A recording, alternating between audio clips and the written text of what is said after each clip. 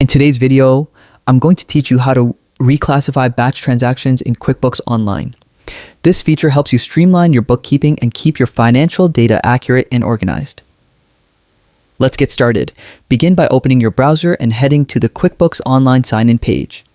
Enter your username and password, then click Continue to access your account. Once you're logged in, you'll land on your main dashboard.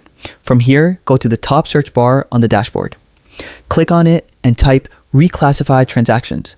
QuickBooks will show the option under Tools and Features. Select it from the results to open the reclassification page. This search method is the fastest way to reach the tool without navigating through multiple menus.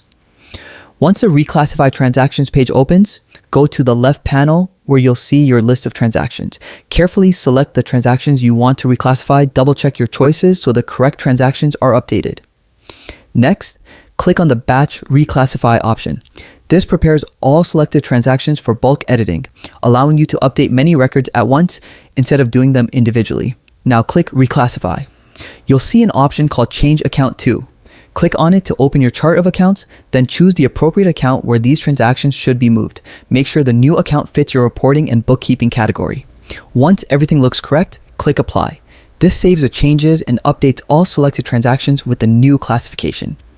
And that's it. You've successfully reclassified batch transactions in QuickBooks Online.